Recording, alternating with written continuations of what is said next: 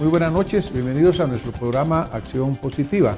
Hoy estamos continuando en nuestras entrevistas con líderes de los diferentes sectores que constituyen la vida económica, social y cultural de Guatemala. Tengo el gusto de tener hoy como invitado al licenciado Javier Cepeda, quien es director ejecutivo de la Cámara de Industria de Guatemala. Licenciado, buenas noches, bienvenido. Muchas gracias, doctor. Feliz año para todos ustedes. Pues muchas gracias y esperamos que ese feliz año verdaderamente se nos convierta en una realidad, ¿verdad? Seguro que sí. ¿Verdad, licenciado? Guatemala es un país lleno de retos y oportunidades. A ver, es un país lleno de retos y oportunidades, ¿verdad?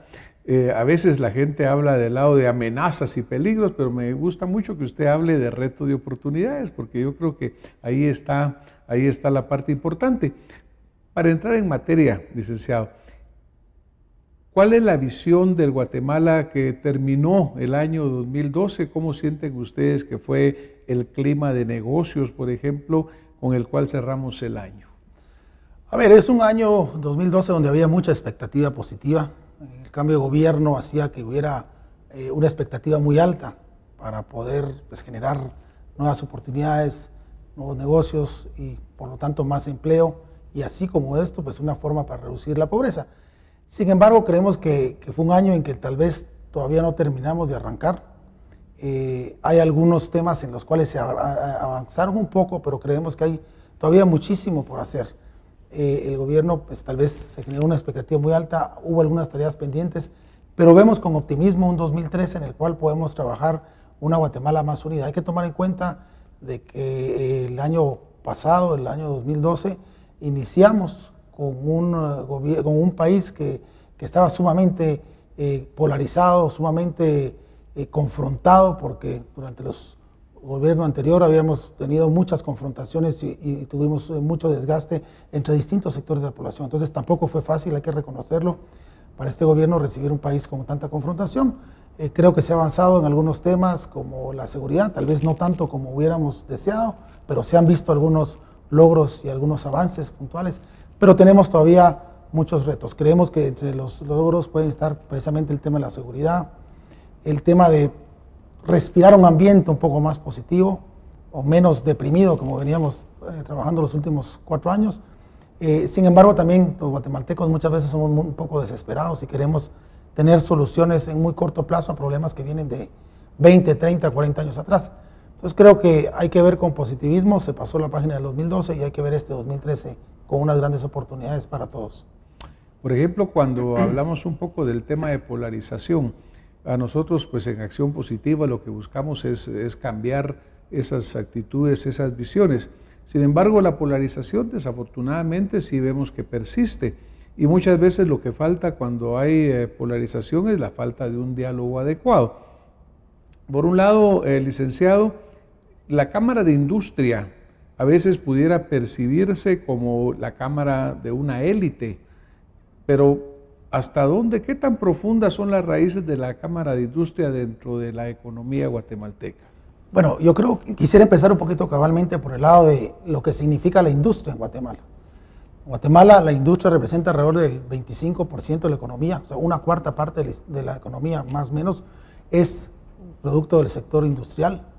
Por otro lado, también generamos alrededor del 28-30% de los empleos formales de este país y contribuimos en alrededor del 16 al 18% de la recaudación de impuestos. Entonces, sí es un sector realmente fuerte y continuando la pregunta que usted me hace, siendo y representando un aporte muy fuerte a la economía, también tiene una percepción que no es de acuerdo a la realidad, porque a veces se creería que la Cámara de Industria representa a una élite y no es así. El 86% de nuestros socios son pequeñas y medianas empresas. 86% de los socios de Cámara de Industria, lo cual nos hace ver que representamos los intereses de nuestra gran mayoría, que son los pequeños y medianos empresarios, que es donde está el futuro de los empresarios, de los industriales de este país. Entonces, representando un 86% de industriales, creo que es muy importante que el esfuerzo que hacemos sí va enfocado hacia ese desarrollo, a ese apoyo hacia las pequeñas y medianas empresas y también, ¿por qué no decirlo?, al emprendimiento de los guatemaltecos. Yo creo que esa es una parte clave porque, pues como le comentaba al principio, a veces se mira un sector como que no representa a toda la población. pero obviamente con la extensión que usted nos menciona, sí tienen, diríamos, sensores a lo largo y a lo ancho de los diferentes sectores económicos de Guatemala. 86% pues es obviamente un buen número de pequeñas y medianas empresas. Dentro de los planes que ustedes están visualizando, dentro de las acciones positivas que visualizan, ¿cómo se piensa beneficiar a esta pequeña y mediana empresa para que continúe desarrollándose?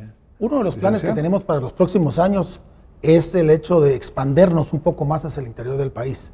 Hoy tenemos 2 filiales, las cuales, pues digamos, cubrimos la parte oriente y occidente del país, pero entendemos que la naturaleza del país también ha cambiado y hay mucha necesidad del desarrollo de las empresas en el sector rural. Por lo tanto, vamos a establecer algunas estrategias para poder tener un poco más de cobertura.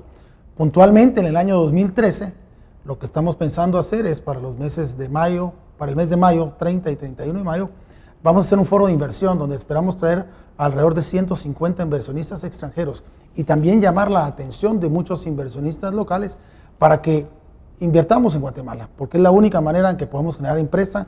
Generando empresa vamos a generar mucho más empleo formal y con más empleo formal vamos a contribuir a combatir la pobreza y la pobreza extrema en este país.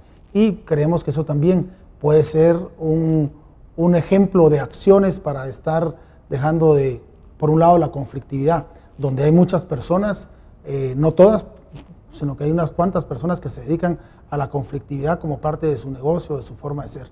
Nosotros también compartimos la acción y la visión positiva, por eso es que creo que este año 2013 es un año de muchas oportunidades y retos para los guatemaltecos.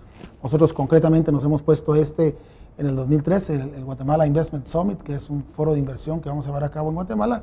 Posteriormente, en el 2015, retomaremos el tema de una feria industrial y en el 2014 y en el 2015 pues ya tendremos el esquema político con las nuevas elecciones donde seguramente también vamos a hacer nuestro aporte como Cámara de Industria. Cuando hablamos nosotros de inversión en Guatemala, pues obviamente siempre han existido algunos aspectos que se señalan como que no favorecen plenamente esa inversión. Uno es el aspecto seguridad, ¿verdad, licenciado?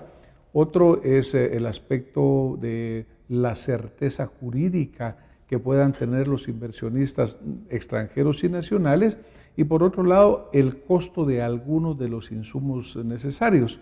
¿Cómo visualizan ustedes estos problemas y qué soluciones se les puede encontrar? Sí, definitivamente la inseguridad y la conflictividad son 2 temas que en este momento pues, no nos hacen tan atractivos.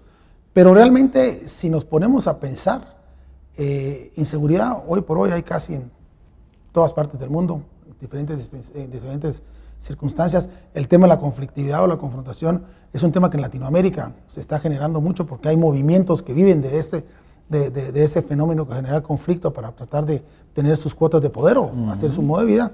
Pero también creemos que es importante superar algunos factores internos, como por ejemplo ser mucho más competitivos, ser mucho más ágiles en todo lo que es la tramitología para abrir empresas. Estamos claros de que hay algunas iniciativas presentadas por el gobierno de la República en función de generar unas leyes que puedan facilitar la competitividad en Guatemala y que sobre todo puedan facilitar el acceso a generar más empleo, generar más empresa. Por eso es que creemos que esos son el tipo de oportunidades que tenemos que aprovechar para desburocratizar el hecho de volverse una empresa formal, el hecho de incentivar a la informalidad para que se convierta en formal, porque siendo formal tiene mucho más beneficios. Un empresario informal lamentablemente no va a tener acceso al crédito porque lo primero que le van a pedir son sus papeles en un banco y no los tiene, entonces va a ser difícil que pueda salir adelante. Entonces hay hay un gran reto de formalizar la informalidad a través de incentivos y a través de hacer la conciencia también. Entonces es un tema en el cual creo que debemos de trabajar todos los sectores para poder generar una conciencia de que juntos tenemos que poner nuestro grano de arena para salir adelante, para generar en este caso empresas formales a través de quitar el esquema de tanta burocracia, generar incentivos y no más cargas fiscales a los que siempre pagamos y por otro lado certeza jurídica. Eso complementándolo con el tema de de las reglas claras y de la conflictividad de la seguridad son los retos más importantes que tenemos que superar. Pero dentro de lo que percibimos en las noticias diarias, en la expresión del ciudadano, pareciera que al revés no es eso lo que se está logrando, ¿verdad, licenciado? Porque hemos visto en otras entrevistas, hemos visto en otras informaciones que aún ha habido un crecimiento del sector informal, en vez de disminuir como ha sido el deseo y la visión, aún pareciera que está creciendo. Y hay aún gentes que dicen, mire, mejor me vuelvo informal para evitarme todo el problema que me tengo que enfrentar. ¿Habrá claridad, cree usted, verdaderamente? Porque acá lo que pasa es que un Congreso legisla, un Ejecutivo pues ejecuta, pero ¿será que estará escuchando verdaderamente el clamor de la población desde el punto de vista de que pareciera que cada vez las leyes son más complicadas, los procedimientos para pagar impuestos, para registrarse, para ingresar mercancías en aduanas, se vuelven verdaderamente exasperante la situación? ¿No cree usted que pareciera que no hay un claro diálogo muy abierto? Creo que hablando puntualmente del año 2012, hubo una intención del gobierno de querer hacer cosas o acciones concretas de una manera un poco rápida. Y como dicen por ahí a veces, la prisa compromete la seguridad. Creemos que es muy importante que hay algunos pasos se han dado, pero no con tanta ligereza. El caso usted lo pone muy claramente, la famosa ley de aduanas, que durante tanto tiempo ha estado parada y tuvo que ser suspendida, ¿no? Tuvo que estar para poder revisarse, y lo cual ha causado tantos problemas precisamente a la persona que quiere importar o exportar productos. Entonces se complica. Sí creemos que ha habido falta de coordinación. Yo no creo que haya sido tampoco tal vez mala voluntad, ha sido falta de coordinación. Pero sí, por otro lado, también al inversionista, si cada 4 años hay intentos de generar un incremento en tasas impositivas, lejos de estar viendo cómo los que no pagan se integren al grupo de personas que pagan o de contribuyentes que pagan, definitivamente va a ser muy difícil tener un atractivo como tal. Por eso es que hablo que hay que trabajar un poco más con conjunto, más coordinados. Ahí coincido, creo que nos ha hecho falta tal vez un poco más de coordinación como país, y realmente no nos queda mucho tiempo. Tenemos que dar en poco tiempo señales claras de ser más competitivos. Por eso es que este foro de inversión que le menciono es nosotros también, para nosotros como sector industrial y como parte del sector empresarial, nuestro aporte al país en este año 2013, y esperamos que también el gobierno se sume a esto, que ya el Ministerio de Economía ha estado sumado a este proyecto, pero que también todo el gobierno se sume, porque esto es un proyecto de país, no es un proyecto de sector. En la medida que esto sea un éxito, que podamos desburocratizar, desenredar la tramitología, no necesariamente estar generando más castigos de impuestos a los que ya pagan, ampliar la base de la economía informal a que se vuelva formal. En esa medida vamos a todos a ir trabajando, pero la idea es que nos coordinemos de una manera. Sí, yo creo que esa va a ser clave. Ahora, otro de los aspectos que usted mencionó, por ejemplo, era el hecho de que al atraer un inversionista, si se lograra pues solventar estos problemas que estamos hablando o bien agilizarlo, pero hay otros que se han señalado permanentemente en Guatemala, algo que la población también se queja constantemente, como es costos de energía eléctrica, que aparentemente son de los más elevados en el área de Centroamérica comparado, y que podría desmotivar un poco la inversión. Bueno, hay varios temas ahí. Para el sector empresarial, en términos generales, digamos el industrial, el comercial, el contrabando, por ejemplo, es uno de ellos, que es la competencia desleal más fuerte que existe para el sector empresarial en esas áreas. Sin embargo, hay otros temas como el eléctrico que usted bien mencionaba. Las tarifas eléctricas en Guatemala no son atractivas para inversionistas, y menos, evidentemente, en industrias donde se consume un alto nivel de energía eléctrica. Lamentablemente en Guatemala aún dependemos mucho de la generación de energía eléctrica a través del búnker, como derivado del petróleo. Estamos claros que está habiendo un proceso de transición a una matriz eléctrica que dependa más de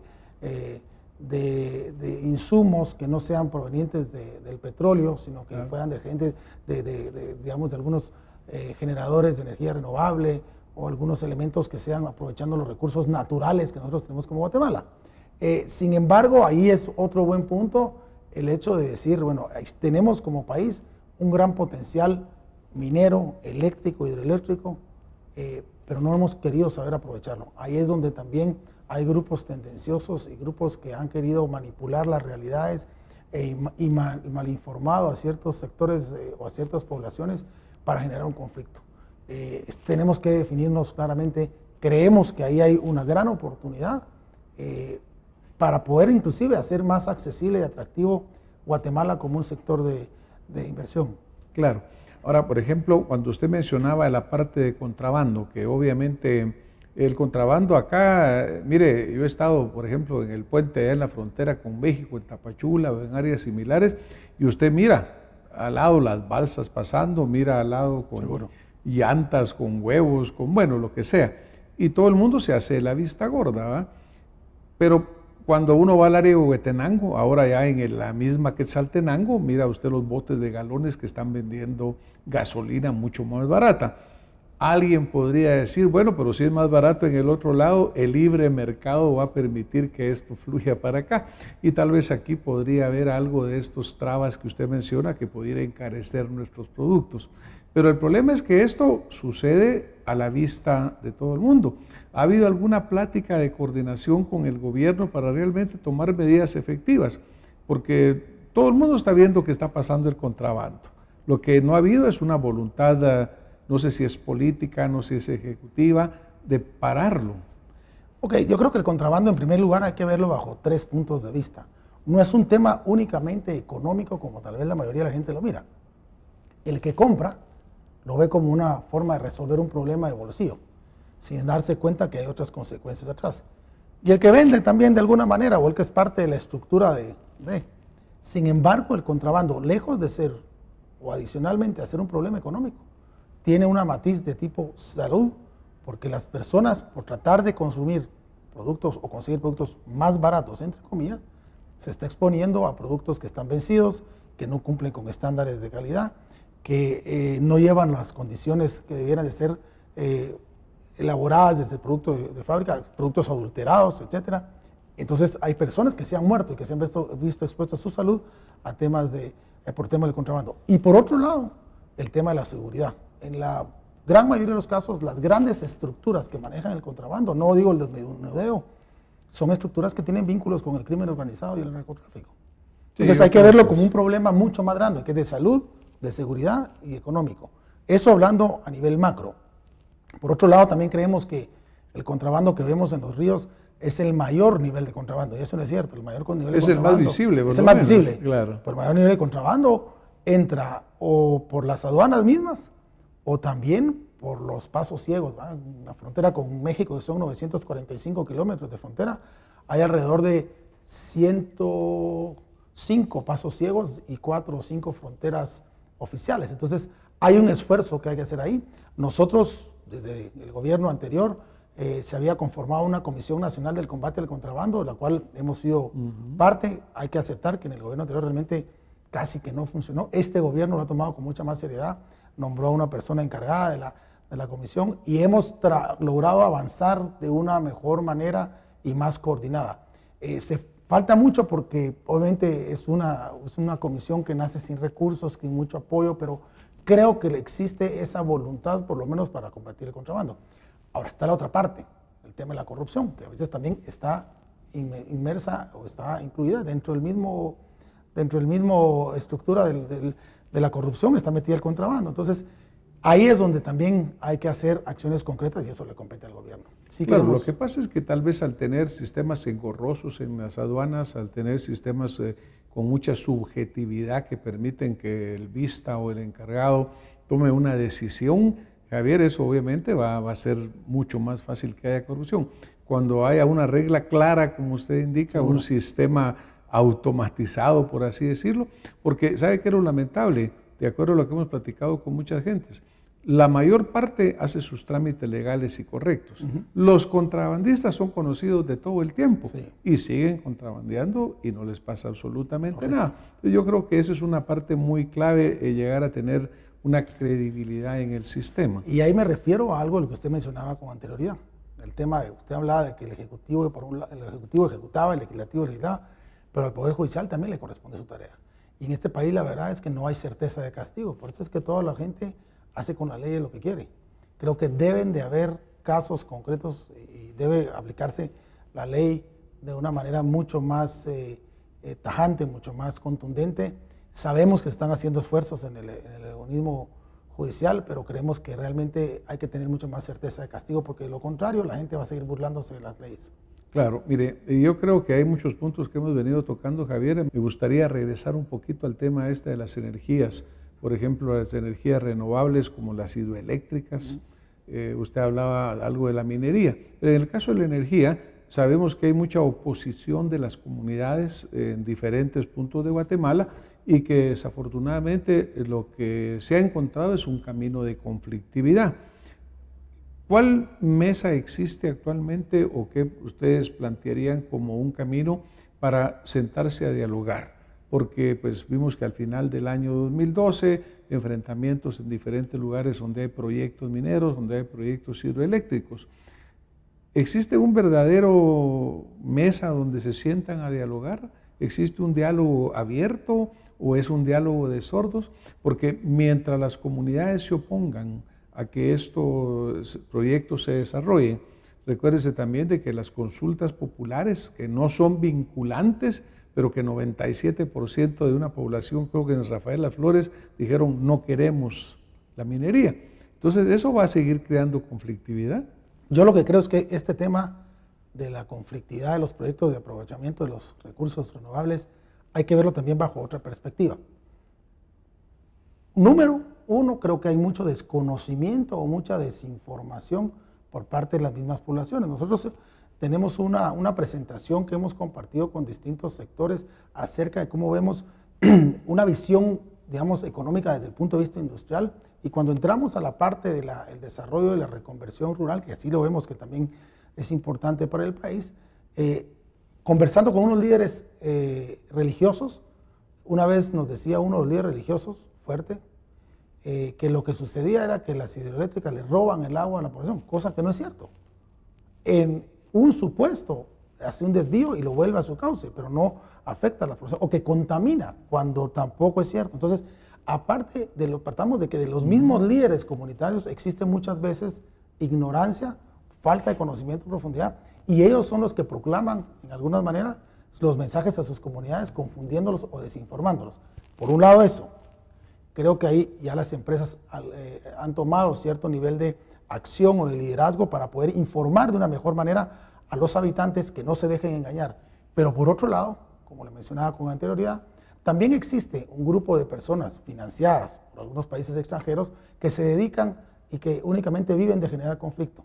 Entonces también se encargan de generar conflictos y en algunos casos a transportar a personas de las comunidades de las afueras de la comunidad real, llevan ahí a generar algún tipo de conflicto, algún tipo de malinformación, de manifestación. Entonces sucede que lo que se percibe a través de lo que escuchamos o vemos en los medios es todo este tipo de información que nos está diciendo. Pero cuando uno se llega a ver proyectos particulares donde pues, probablemente antes no se podía sembrar mayor cosa, ahora con algunos de estos proyectos mineros hidroeléctricos, pues mira uno la bonanza que se ha generado alrededor del pueblo, las oportunidades, los negocios, inclusive la capacitación que estas empresas llevan en muchas oportunidades a las poblaciones. Entonces ahí hay que verlo bajo una perspectiva. Es cierto, existe la conflictividad, pero no es una conflictividad del todo genuina en algunos casos, sino que es manipulada o desinformada. Creo que ahí es donde está la raíz del problema. Porque lo que sí es importante, Javier, es de que a pesar de que obviamente todos queremos el desarrollo económico, siempre hay que privilegiar el desarrollo humano. Seguro. Y yo creo que en esto sí es clave, como usted dice, una buena comunicación, una buena información y pues en su momento el respeto verdaderamente a que las comunidades informadas y razonando adecuadamente puedan emitir una opinión. Rápidamente, el tiempo aquí se va increíblemente, sí. Javier, cuando sentimos ya estamos caminando muy rápido. Un tema que no hemos tocado mucho ha sido pues el hecho del desarrollo rural, pasar del concepto tradicional de tenencia de la tierra a pasar al hecho de la productividad del recurso tierra, ¿no? Pasar de una siembra a un producto terminado, que es la parte clave para que haya un mayor desarrollo económico. Nosotros en el marco del Guatemala Investment Summit, del foro de inversión que estoy conversando, que va a ser 30 y 31 de mayo, tenemos precisamente un coloquio sobre el tema de las inversiones en función del desarrollo del capital humano, o de la formación humana. Porque sí creemos que es muy importante respetar precisamente al capital y al ser humano y buscar las formas en que pasen precisamente de una cultura de subsistencia a una economía donde puedan generar pues, mucho más desarrollo. Por ejemplo, el tema, pasar solo de la agricultura a la agroindustria que conversábamos. Es decir, no es lo mismo vender fresas que jaleas de fresas, no es lo mismo vender madera que vender muebles. Y así hay un montón de, no es lo mismo vender leche que quesos. Entonces creemos que ahí eso es parte de los retos que nosotros queremos tener como proyectos concretos para presentarles a inversionistas extranjeros y también a inversionistas locales, a los mismos migrantes guatemaltecos que tienen oportunidades de poder invertir en Guatemala precisamente en una serie de proyectos. Entonces nuestro reto es materializar esos proyectos para tenerlos a la vista de los inversionistas el próximo 30 y 31 de mayo. Bueno, y cuando usted habla de que un 86% de sus miembros son pequeña y mediana empresa, más probablemente son inversionistas nacionales, ¿no? Seguro.